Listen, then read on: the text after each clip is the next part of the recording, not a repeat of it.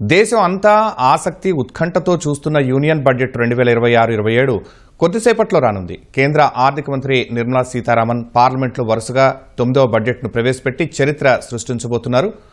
ఒకే ప్రధానమంత్రి హయాంలో ఎక్కువ బడ్జెట్లు ప్రవేశపెట్టిన మంత్రిగా ఆమె రికార్డు నెలకొల్పనున్నారు. గడిచిన దశాబ్ద కాలంలో బడ్జెట్ ప్రజెంటేషన్ ఆదివారం రావడం ఇదే మొదటిసారి.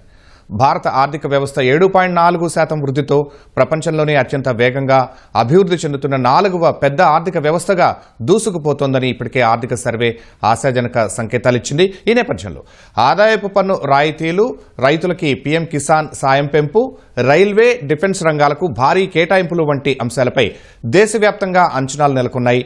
మరి నిర్మలమ్మ పద్దులో ఎవరికి ఏం లభించబోతోంది? మన దేశాన్ని వికసిత్ భారత్ వైపు ఈ బడ్జెట్ ఎలా నడిపించబోతోంది? ఇదే విషయంపై ప్రీ బడ్జెట్ స్పెషల్ లైవ్ను కొనసాగిద్దాం.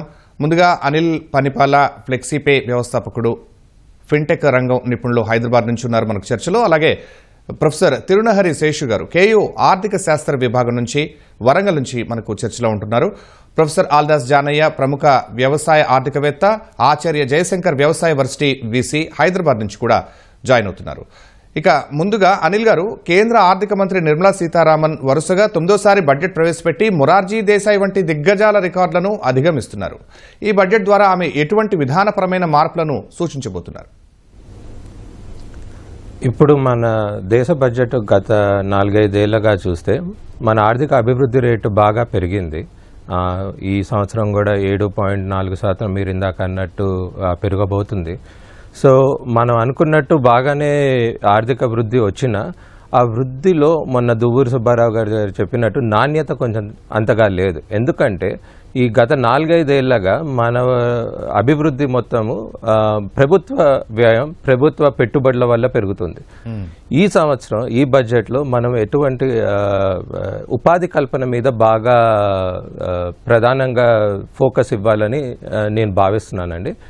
ఎందుకంటే ఈ గత బడ్జెట్లో ఆదాయపు పన్ను మినహాలు, తర్వాత చేసిన జిఎస్టీ సవరణల వల్ల మనము అనుకున్న గ్రోత్ టార్గెట్స్ అచీవ్ అయ్యాం. కానీ ఇక్కడి నుంచి మనము సుస్థిర అభివృద్ధి చెందాలంటే ఉపాధి కల్పన చాలా ఇంపార్టెంట్. దానికోసం ప్రైవేట్ పెట్టుబడులని మనము ఎంకరేజ్ చేయాలి.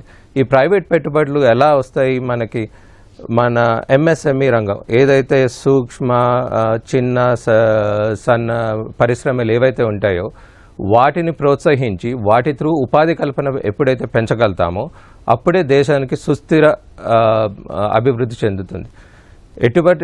ఎటువంటి పరిస్థితుల్లోనూ మనకి డిఫెన్స్ రంగంలో ఎలా అయినా మనకి కేటాయింపులు చాలానే ఉంటాయి. అలానే రైల్వే రంగంలోనూ కేటాయింపులు చాలానే ఉంటాయి. ప్రభుత్వ వ్యయం ఎలా అయినా ఉంటుంది. కానీ మనకి ముందని చెయ్యాలంటే ఇక్కడి నుంచి ఈ ఎంఎస్ఎంఈ రంగానికి, అలానే మన ప్రైవేట్ ఇన్వెస్ట్మెంట్స్కి బాగా దోహదం చేయాలి. దానికోసము ఫారెన్ ఇన్వెస్ట్మెంట్స్కి కూడా చాలా వరకు సరళీకరణ చేయాల్సిన అవసరం ఉంది. ఇది పరిశ్రమలకే కాదు, ఫిన్టెక్ రంగానికి, ప్రతి రంగానికి సరళీకరించి ఆ ఇన్వెస్ట్మెంట్స్ ఇంకొంచెం ఫారెన్ ఇన్వెస్ట్మెంట్ తెచ్చుకునే అవసరం ఉంది. ఎందుకంటే డాలర్ చాలా స్ట్రాంగ్గా ఉంది ఇంకా, అండ్ అక్కడ ఉన్న ఇంట్రెస్ట్ రీల్స్ చాలా ఎక్కువ ఉన్నాయి. అందువల్ల విదేశీ మార్గద్రవ్యం బాగానే ఇండియా నుంచి వెళ్ళిపోతుంది. దాన్ని కూడా మనం నిలబెట్టుకోవాల్సిన అవసరం ఉంది. సో ఫారిన్ డైరెక్ట్ ఇన్వెస్ట్మెంట్స్ని పెంపొందించేలాగా కూడా ఈ బడ్జెట్ కొన్ని ప్రతిపాదనలు ఉండాలని అని భావిస్తున్నాను. ఎస్ శేషు గారు, ఆదాయ పన్ను స్లాబ్స్, న్యూ ట్యాక్స్ రెజ్యూమ్లో ఆదాయ పన్ను స్లాబ్స్లో కీలక మార్పులు ఉంటాయని నిపుణులు భావిస్తున్నారు. పన్ను చెల్లింపుదారులకు ఊరట లభించే అవకాశం ఉందా? ఈసారి బడ్జెట్ కి చాలా ప్రత్యేకత ఉందండి. ఏంటంటే ఇంటర్నేషనల్ ఛాలెంజెస్ బాగా ఎక్కువైపోయినాయి.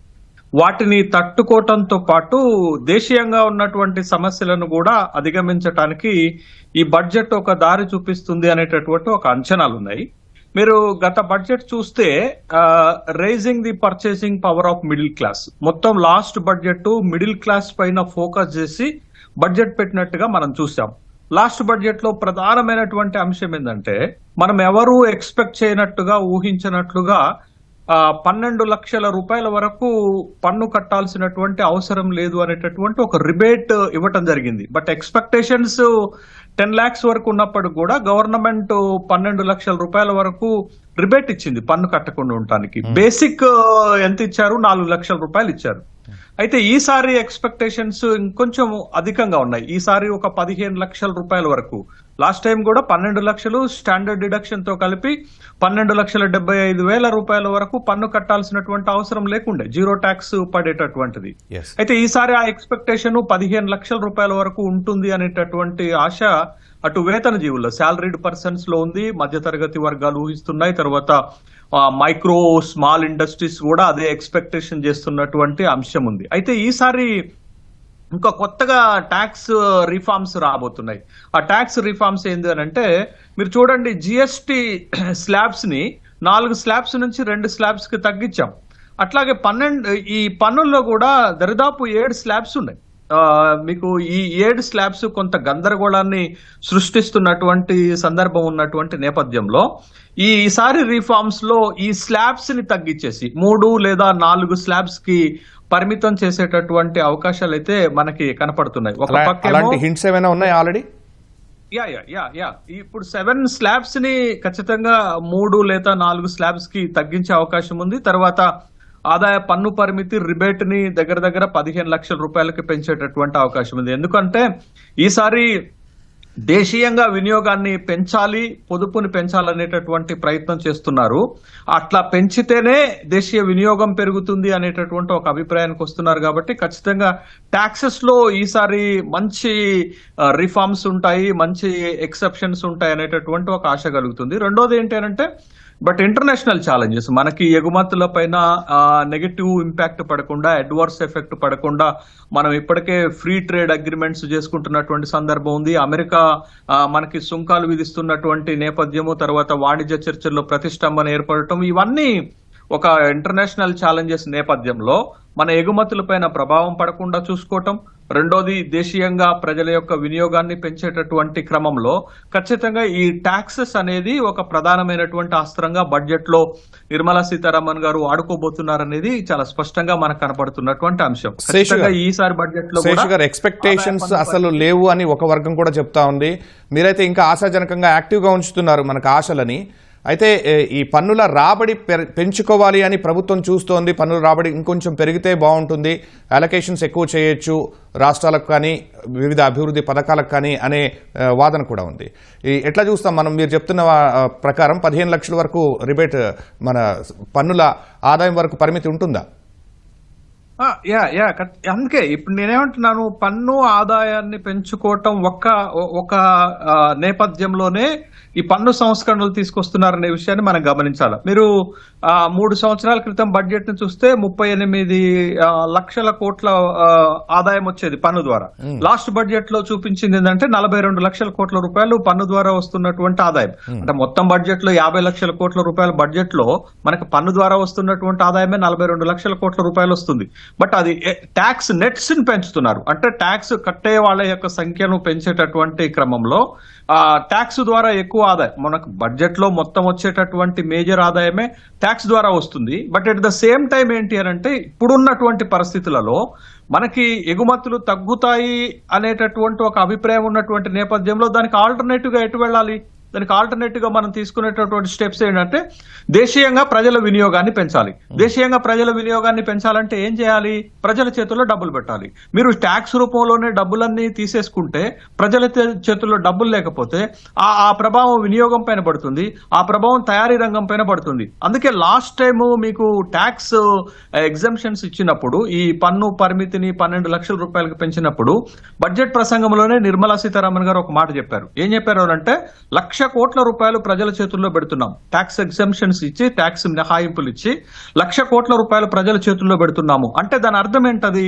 ప్రజల చేతుల్లో 1,00,000 కోట్ల రూపాయలు పెడితే ఒక పక్క పొదుపు వస్తుంది, మరొక పక్క వినియోగం వస్తుంది. దాంతో తయారీ రంగానికి ఒక బూస్టప్ వస్తుంది. కాబట్టి ఇప్పుడు మనం ఎక్స్పెక్ట్ చేస్తున్నటువంటి 7.4% గ్రోత్ రేట్ ని మనం స్టేబుల్ చేసుకోగలుగుతాం. అంటే ఇట్స్ రికార్డెడ్. మీరు ఆర్థిక సర్వేలో కూడా చూసాము, 6.8% to 7.2% గ్రోత్ రేట్ ని కంటిన్యూ చేయాలనుకుంటున్నాం.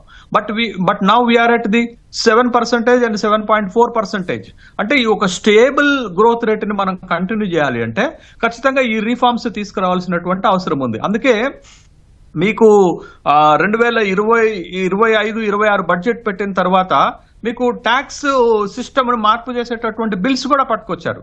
కాబట్టి ఈసారి బడ్జెట్ లో మనం ఎక్స్పెక్ట్ చేస్తున్నది ఏంటి అని అంటే ఆదాయ పన్ను పరిమితిని మరింత పెంచుతారు.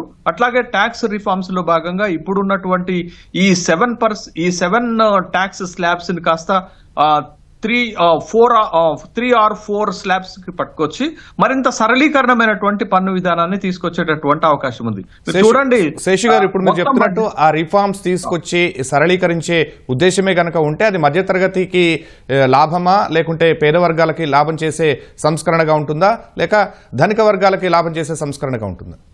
No. Last year budget experience గనక మనం చూస్తే దేశంలో 40% ఉన్నటువంటి మధ్యతరగతి యొక్క కొనుగోలు శక్తిని పెంచటానికే ఈ ట్యాక్స్ లో ఈ రిఫార్మ్స్ పట్టుకొస్తున్నట్టుగా మనకి చాలా స్పష్టంగా అర్థమవుతుంది. బట్ దిస్ టైం ఆల్సో ఈ టైం కూడా మధ్యతరగతిని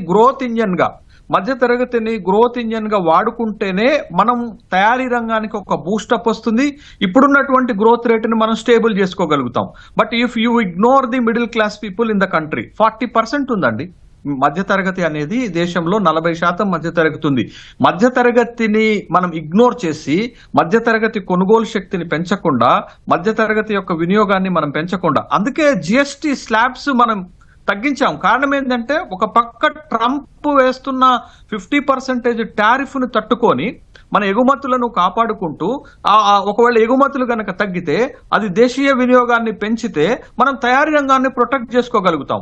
మరి దేశీయంగా వినియోగాన్ని పెంచాలంటే ఎవరితో సాధ్యమవుతుంది అంటే మిడిల్ క్లాస్ తోటే సాధ్యమవుతుంది. కాబట్టి బట్ ఈ బడ్జెట్ లో కూడా ఇగ్నోర్ చేసే అవకాశం లేదు. మీరు ఒకసారి నేను ఒక చిన్న ఎగ్జాంపుల్ చెప్తానండి. మనకి మొత్తము 57% 3 ట్యాక్సుల నుండి ఆదాయం వస్తుందండి. 22% ఆదాయ పన్ను ద్వారా వస్తుంది, 18% జిఎస్టీ ద్వారా వస్తుంది, తర్వాత మనకి కార్పొరేట్ ట్యాక్స్ ద్వారా 17% వస్తుంది. అంటే మొత్తము ఈ 3 ట్యాక్సుల కాంట్రిబ్యూషనే 57% ఉంటుంది మొత్తం బడ్జెట్ అవుట్లేలో. లాస్ట్ బడ్జెట్ లో ఇదే ఉంది. ఇప్పుడు చిన్న చిన్న మార్పులు 1%, 2% అటు ఇటు అవుతుంది తప్ప, బట్ ఈ 57 to 60% ఈ 3 ట్యాక్సెస్ నుండే వస్తుంది. కాబట్టి tax reforms important. Tax reforms చేస్తున్నప్పుడు మధ్యతరగతి ఇంట్రెస్ట్ ని కాపాడేటటువంటి ఉద్దేశంతో ఈ ఆదాయ పన్ను పరిమితి, ఈ రిబేట్స్ ఇవ్వటము, ఈ స్లాబ్స్ ని తగ్గించేటటువంటి ఏర్పాటు చేసుకోవటం అనేది చేస్తున్నారనే విషయాన్ని గమనించాలి. మీరు చూడండి, 24 లక్షల ఆదాయం దాటితే లాస్ట్ లో ఉన్నటువంటి లాస్ట్ స్లాబ్ 24 లక్షల ఆదాయం దాటితే 30% పన్ను కట్టాల్సి ఉంటుంది. బట్ అది ఎక్కడి నుంచి వస్తుంది? అదంతా అది కార్పొరేట్ బిజినెస్ సెక్టార్ నుంచి వస్తుంది. మీకు ఎంఎస్ఎంఈలను ప్రొటెక్ట్ చేసుకుంటారు ట్యాక్స్ రిఫార్మ్స్ లో కూడా. ఎందుకు అంటే ఎంఎస్ఎంఈలే ఎక్కువ ఉపాధి కల్పించేటటువంటి రంగంగా ఉంది, ఎక్కువ తయారీ రంగంలో ఇన్వాల్వ్ అవుతుంది. కాబట్టి ఎంఎస్ఎంఈలను ప్రొటెక్ట్ చేసుకోవటం, తర్వాత మిడిల్ క్లాస్ ని ప్రొటెక్ట్ చేసుకోవటం, తర్వాత ట్యాక్స్ రిఫార్మ్స్ ని తీసుకురావటం, దేశీయ వినియోగాన్ని పెంచుకోవటం, ఎగుమతులపైన ప్రభావం పడకుండా చూసుకోవటం ఈసారి ఉన్నటువంటి బడ్జెట్ లో ఛాలెంజెస్ ఇవి. బట్ ఈ ఛాలెంజెస్ యొక్క సమాహారమే మనం బడ్జెట్ ఎక్స్పెక్టేషన్స్ లో చూడబోతున్నాం. రైట్ అండి. జానయ్య గారు, పీఎం కిసాన్ పథకం కింద ఇచ్చే 6,000 రూపాయల సాయాన్ని పెంచే అవకాశం ఉందని వార్తలు వస్తున్నాయి. గ్రామీణ ఆర్థిక వ్యవస్థను బలోపేతం చేయడానికి ఇది ఎలా దోహదపడుతుంది? ప్రైమ్ మినిస్టర్ కిసాన్ సమ్మాన్ యోజన కింద 2018 అనుకుంటాను, ఇది 6,000 లిమిట్, మ్యాక్సిమం లిమిట్ ఎంత ఉన్నా 2.5 ఎకరాలండి అబోవ్ ఎంత తక్కువ ఉన్నా అది 3 విడతలుగా 2,000 సంవత్సరానికి ఇస్తున్నారు. ఇది మొత్తం ఈక్వలెంట్ 75,000 కోట్లు సంవత్సరానికి. 25,000 3 దఫాలుగా కేంద్ర ప్రభుత్వం రైతాంగానికి ఇస్తుంది. భారతదేశంలో ఉన్న అన్ని రైతాంగానికి దాదాపుగా రైతు కుటుంబాలు 15 నుంచి 20 కోట్లకు పైగా రైతు కుటుంబాలు ఉంటాయి ఇండియాలో. ఇది ఒక రైతుకు ₹1 మనం అడిషనల్గా ఇచ్చినా దాన్ని మనం స్వాగతించాల్సిన అవసరం ఉంది, స్వాగతించాల్సిందే, అందులో డౌటే లేదు. అది 8 సంవత్సరాల నుంచి అలాగే ఉంటుంది, ఇంతవరకు పెంచలేదు. మనం ఇన్ఫ్లేషన్ రేట్స్ అవన్నీ తీసుకున్నా అది కనీసం ఇప్పుడు 6,000 నుండి 12 నుంచి 15,000 వరకు పెంచాలి వాస్తవానికి.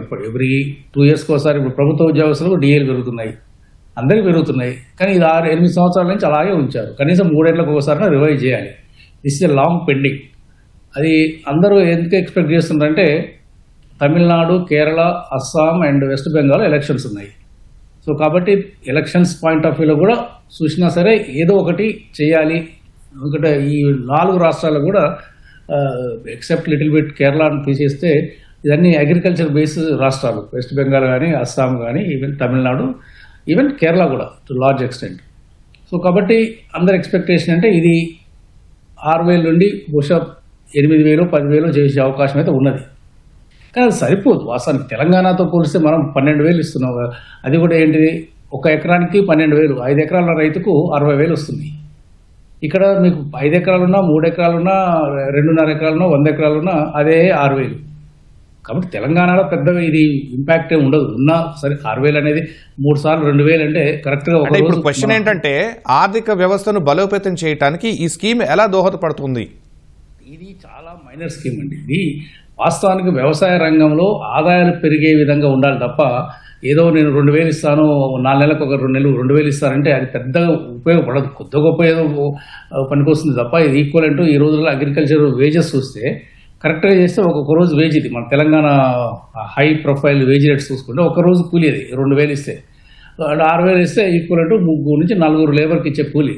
దానివల్ల పెద్దగా ఆదాయం పెరగదు, బట్ సటన్లీ ఇది రిలీఫ్. రాష్ట్ర వాటాలు కూడా ఉన్నాయి, కొన్ని రాష్ట్రాలు ఇంకా దానికి సపోర్టివ్ గా కూడా ఇస్తున్నాయి కదా.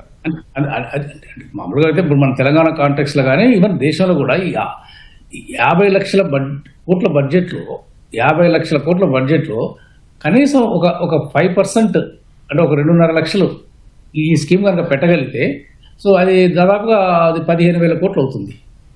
సో 15,000 రూపాయలు అవుతుంది ఒక్కొక్క ఈ స్కీమ్ కింద. 6,000 నుంచి 15,000 పెంచితే సర్టన్లీ అది ఇర్రెస్పెక్ట్ ఆఫ్ ల్యాండ్ ఏరియా, 5 ఎకరాల వాళ్ళకైనా అదే, 3 ఎకరాల కూడా అదే. కాబట్టి అది పెంచాల్సిన అవసరం ఉన్నది, పెంచే అవకాశం అయితే ఉంది. ఎంతవరకు పెంచడం అనేది మాత్రం ఎదురు చూడాలి, ఎందుకంటే ఎలక్షన్స్ కూడా ఉన్నాయి కాబట్టి. రెండవది, వ్యవసాయ రంగంలో మనం గత ఆల్మోస్ట్ మన 10-12 బడ్జెట్స్ చూస్తే ఈ NDA 1 and 2 నుంచి కూడా చూసుకుంటూ వస్తే మొత్తం గతంలో మనకున్న ఇప్పుడు it's all government budget final accounts చూస్తే అగ్రికల్చర్కు అలైడ్ సెక్టర్స్కు షేర్ బడ్జెట్ అలొకేషన్స్ గణనీయంగా తగ్గిపోయినాయి. పేర్లు మార్చారు, స్కీముల పేర్లు, ఉన్న స్కీములలో పేర్లు మార్చి ఒక 5 స్కీములు దాన్ని మర్జ్ చేసి ఒక స్కీమ్ పెట్టి ఓవరాల్గా బడ్జెట్ తగ్గించి వెరీ అట్రాక్టివ్ ఓట్స్ ఇవన్నీ ఉన్నాయి. కానీ net flow to agriculture sector అనేది బాగా తగ్గిపోయింది.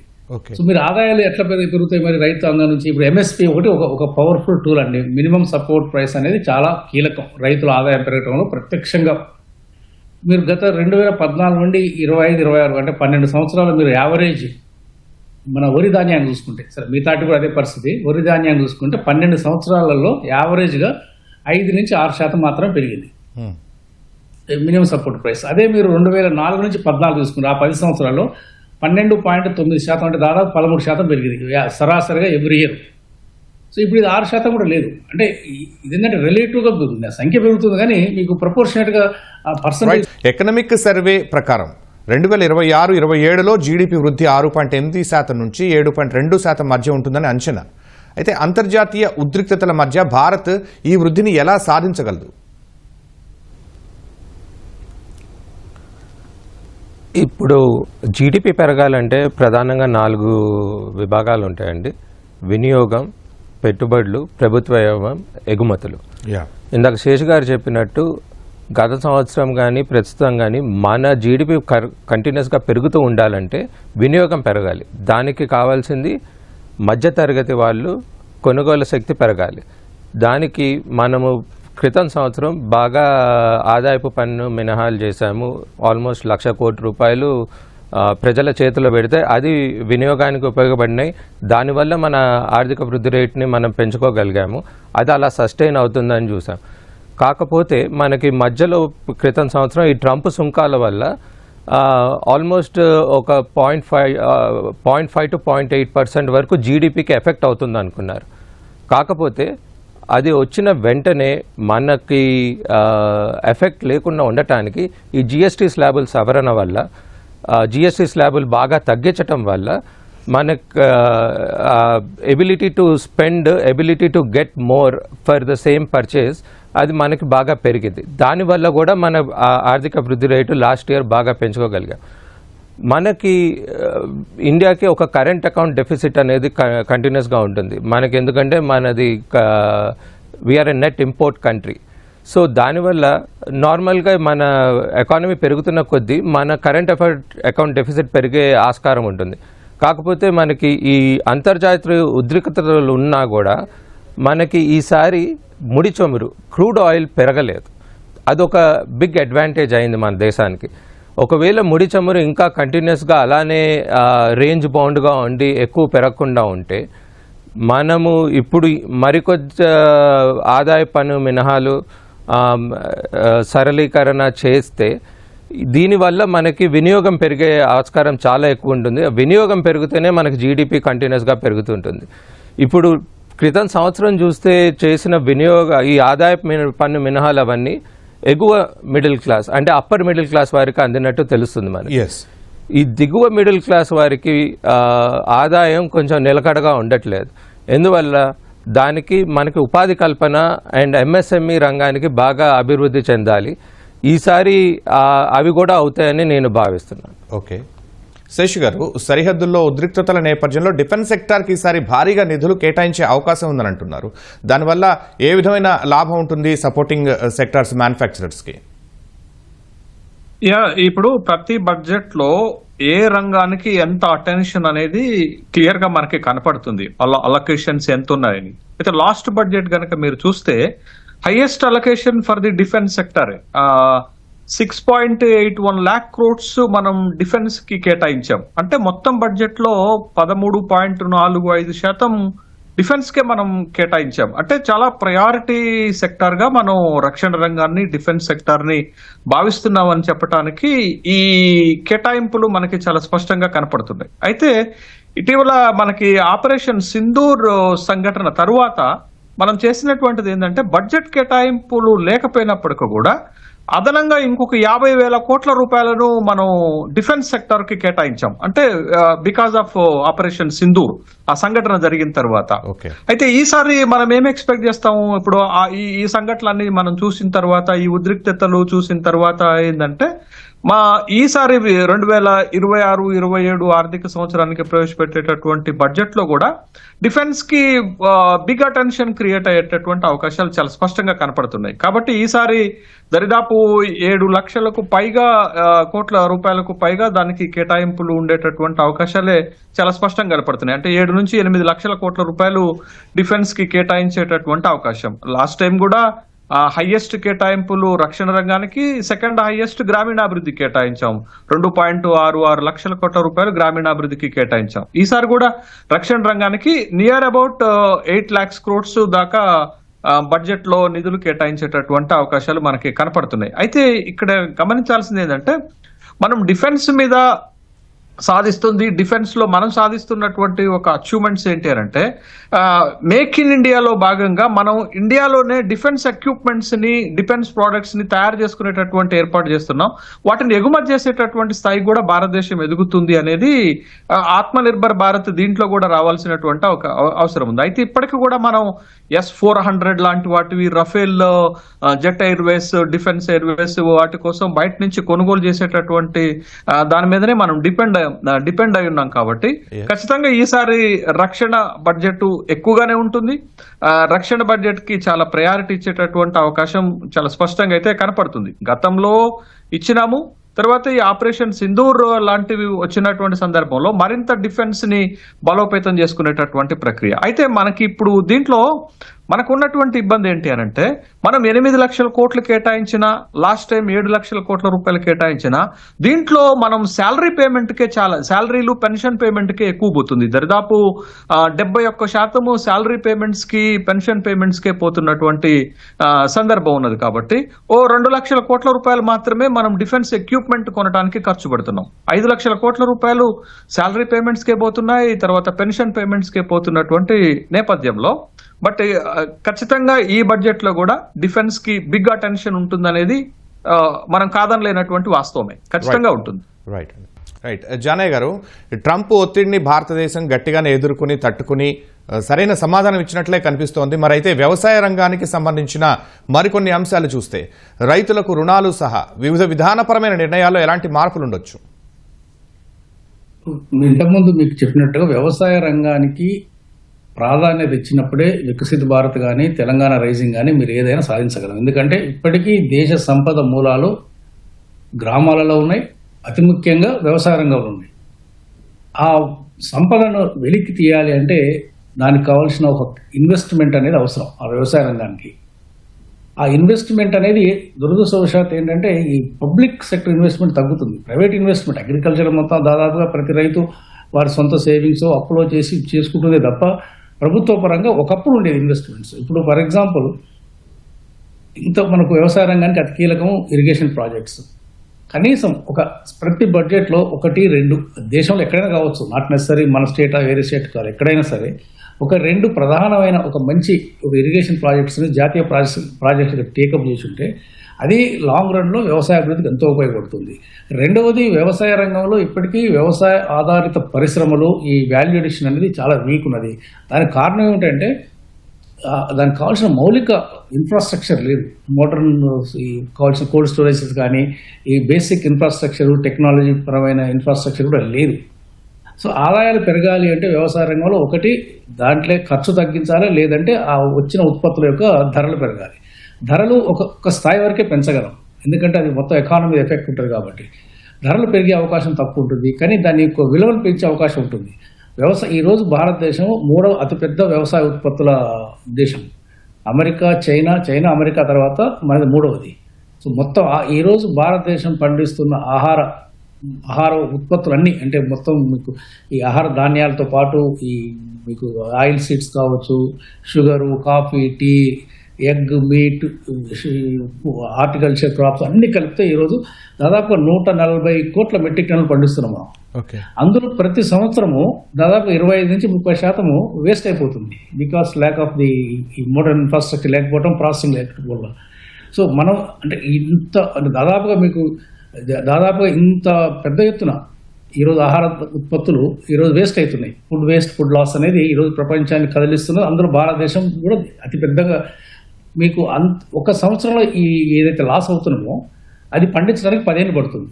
సో కాబట్టి ఇటువంటి మీద ఫోకస్ చేయాలి. ఇటువంటి బడ్జెట్లో మనం ఇంత వికసిత భారత్ ఒక వినూత్నమైన మనం ఈ దేశాన్ని అభివృద్ధి చేసుకోవాలనుకుంటున్నప్పుడు కన్వెన్షనల్ థింకింగ్ పనికిరాదు. ఇప్పుడు వ్యవసాయ రంగంలో ఇంకా మనం ఏదో సబ్సిడీలు ఇద్దాము అంటే కుదరదు. వ్యవసాయ రంగానికి అసలు మూలాలు, సంపదని మనం వెలికి తీయడానికి మూలాలు ఎక్కడున్నాయి? ఇలా మూలాలు ఉన్నది ఇలాంటి అగ్రికల్చర్లో food processing, agri processing industry చేస్తే ఈరోజు ప్రపంచానికి ఎంతో ఎగుమతి చేయొచ్చు. ఇప్పటికే మన వ్యవసాయ ఉత్పత్తులు more than 100 కంట్రీస్కి వెళ్తున్నాయి. అది మోస్ట్లీ రా లేదా సెమీ ఫినిష్డ్, కానీ ప్రాసెస్డ్ మనం దిగుమతి చేసుకుంటున్నాం. ఇప్పటికీ మిల్క్ వస్తున్నది, మీట్ వస్తున్నది, మనం బయట నుంచి ప్రాసెస్డ్ వస్తున్నది, మనం రా కానీ సెమీ రా ఎక్స్పోర్ట్ చేస్తున్నాం. అలా పరిస్థితి కాకుండా మనమే కనుక ఇలాంటి ఈ ప్రాసెసింగ్ ఇండస్ట్రీని ప్రోత్సహిస్తే ఒకటి ఎంప్లాయ్మెంట్ పెరుగుతుంది, రైతుల ఆదాయం పెరుగుతున్నది, యాజ్ ఎ హోల్గా మీకు దేశ ఆర్థిక వ్యవస్థ కూడా మీకు చాలా ముందంజలు ఉంటుంది. కాబట్టి ఇలాంటి ఆలోచనలు ఉండాలి. ఇరిగేషన్ ఒకటి, ప్రాసెసింగ్ ఇండస్ట్రీ ఒకటి, అదేవిధంగా అగ్రికల్చర్ రీసెర్చ్ అండ్ ఎడ్యుకేషన్. ఈరోజు భారత వ్యవసాయ పరిశోధన మండలి దేశంలో ప్రధానమైన నోడల్ ఏజెన్సీ, మొత్తం భారతదేశంలో వ్యవసాయ పరిశోధనలకు ప్రధానమైన సంస్థ. గత 10 ఏళ్లలో విపరీతమైన బడ్జెట్ కోత. అసలు వ్యవసాయ ఐసీఆర్ బడ్జెట్ ఎంత తగ్గిందంటే దాని ఎఫెక్ట్ అగ్రికల్చర్ యూనివర్సిటీస్ కూడా. ఒకప్పుడు మాకు అగ్రికల్చర్ యూనివర్సిటీస్కు గణనీయంగా మొత్తం భారతదేశంలో ఉన్న దాదాపు 70 అగ్రికల్చర్ యూనివర్సిటీస్కు కేంద్రం నుంచి నిధులు వచ్చేది, డెవలప్మెంట్ గ్రాంట్స్ అని. ఇవి దాదాపుగా ఒక ఆగిపోయినాయి, ఏదో తూతు మంత్రంగా ఇస్తున్నారు. సో కాబట్టి ఏంటంటే ఈ లాంగ్ రన్ ఇన్వెస్ట్మెంట్ అనేది అవసరం. అగ్రికల్చర్ రీసెర్చ్ కావచ్చు, అగ్రి ప్రాసెసింగ్ ఇండస్ట్రీ కావచ్చు, ఇరిగేషన్ ప్రాజెక్ట్స్ కావచ్చు. వాటికి తోడు మద్దతు ధర కూడా మరీ ఎక్కువ పెంచలేము, అట్లని మరీ తగ్గించి రైతుల ఆదాయాన్ని కూడా గండి కొట్టకూడదు. సో ఇలాంటి దీర్ఘకాలిక విధానాలు రిఫ్లెక్ట్ అయితేనే ఈరోజు మనం అనుకున్న వికసిత భారత్ అనేది సాధ్యమవుతుంది తప్ప ఇవి పక్కకు పెట్టి కేవలం సర్వీస్ సెక్టర్, మ్యానుఫ్యాక్చరింగ్, ట్రేడ్ ద్వారా ఒకవేళ మనం కొంత సాధించినా అది కేవలం ఇంక్లూజివ్ గ్రోత్ కాదు, అది కేవలం. సో కాబట్టి ఇది చాలా ఒక తీవ్రంగా ఆలోచించాల్సిన అంశాలు. ఐ డోంట్ థింక్ ఈ ప్రజెంట్ గవర్నమెంట్ మనం గత 7 సంవత్సరాల బడ్జెట్ని కనుక ఎనాలిసిస్ చేస్తే ఈ దశగా ఉంటుందని మాత్రం మేము అనుకోవడం లేదు. ఓకే అనిల్ గారు, వేతన జీవుల కోసం స్టాండర్డ్ డిడక్షన్ ప్రస్తుత పరిమితి కంటే పెంచే ఆలోచనలు ఉన్నాయా? జీఎస్టీ స్లాబుల్లో ఇంకేమైనా మార్పులు ఉంటాయా? ఈ రెండు చాలా పెద్ద ప్రశ్నలు. ఇప్పుడు ఎలా ఉండబోతుంది బడ్జెట్?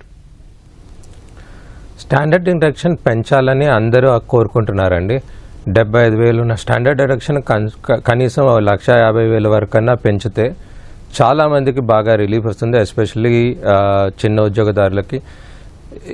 మన ప్రభుత్వం గత 4-5 ఏళ్ళగా ట్యాక్సులు పెంచటం కంటేను ట్యాక్స్ బేస్ని పెంచడానికి బాగా ప్రయత్నిస్తుంది.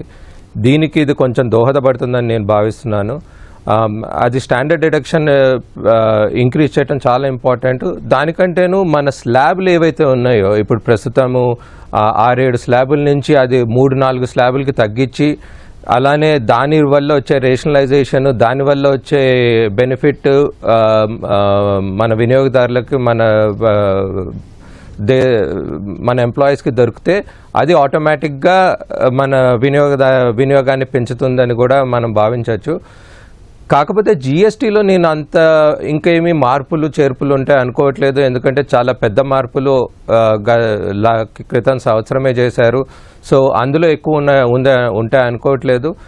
ఇంకొక విషయంలో మనము హోప్ చేస్తుంది ఏంటంటే మన లాంగ్ టర్మ్ క్యాపిటల్ గెయిన్స్లో ప్రస్తుతం ఓన్లీ 1,25,000 డిడక్షనే ఉంటుంది ఈక్విటీ ఇన్వెస్ట్మెంట్స్ మీద, వాటి మీద.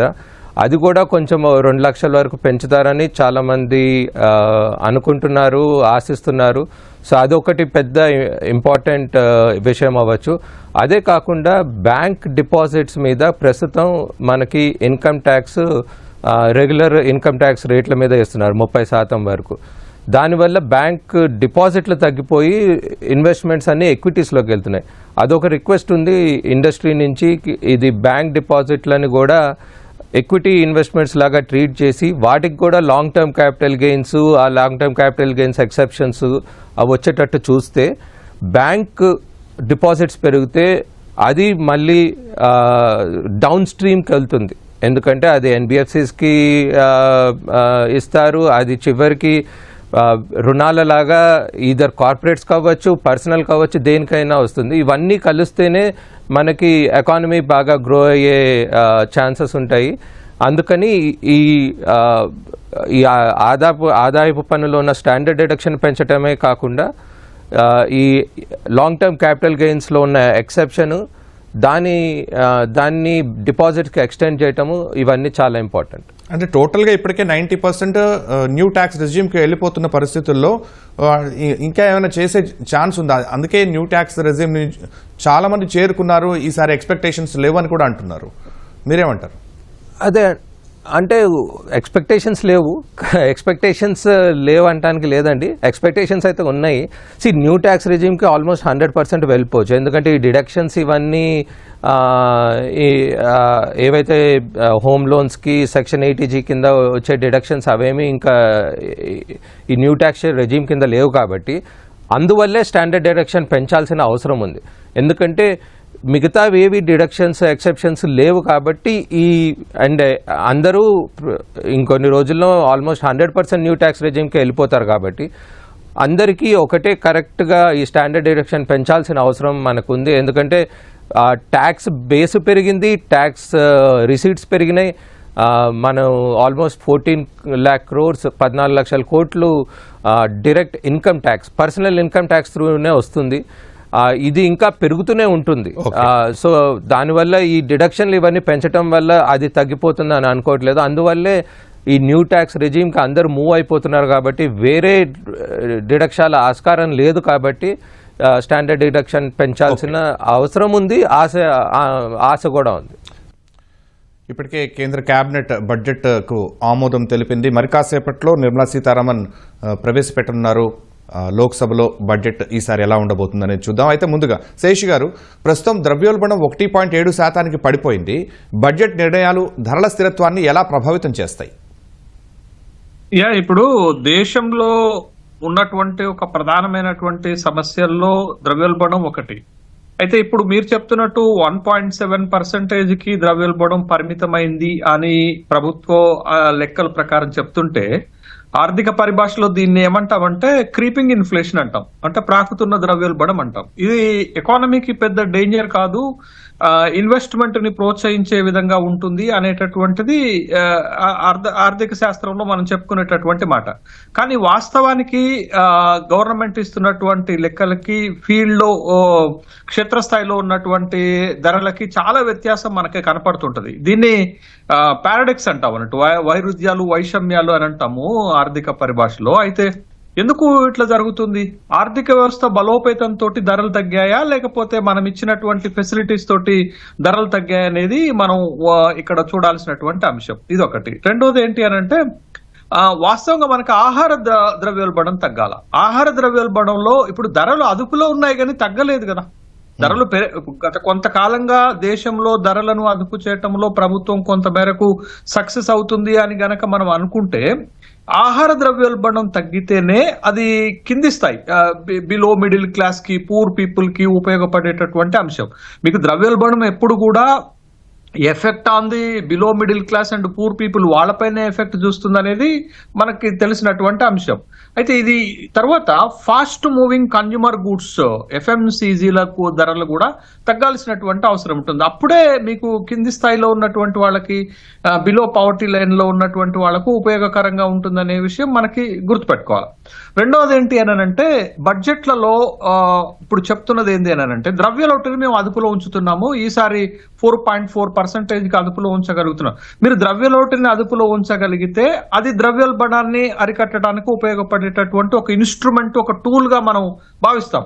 బట్ బడ్జెట్ అంచనాల్లో, బడ్జెట్లలో అది కరెక్ట్ గా చూపెడుతున్నారు కాబట్టి అట్లా ద్రవ్యోల్బణం తగ్గుతుంది అని వాళ్ళ అంచనాలు, వాళ్ళ లెక్కల ప్రకారం ఉండొచ్చు. కానీ వాస్తవంగా ఇవాళ దేశంలో ధరలు అదుపులో ఉండటానికైనా, లేకపోతే 1.7% ద్రవ్యోల్బణం ఉంది అని చెప్పడానికైనా ఎకనామిక్ స్ట్రాంగ్నెస్ కాదు, అది మనం ఇచ్చినటువంటి ఫెసిలిటీస్. ఆ ఫెసిలిటీ ఏంటంటే జిఎస్టీలో మనం స్లాబ్స్ తగ్గించడం వల్ల 2 స్లాబ్స్ ని ఎత్తేసి మనం కేవలం 5%, 18% స్లాబ్స్ మాత్రమే 2 స్లాబ్స్ ఉంచటం వల్ల మీకు 70 to 90% వస్తువుల ధరలు తగ్గినట్టుగా మనం చూపెట్టగలిగాం.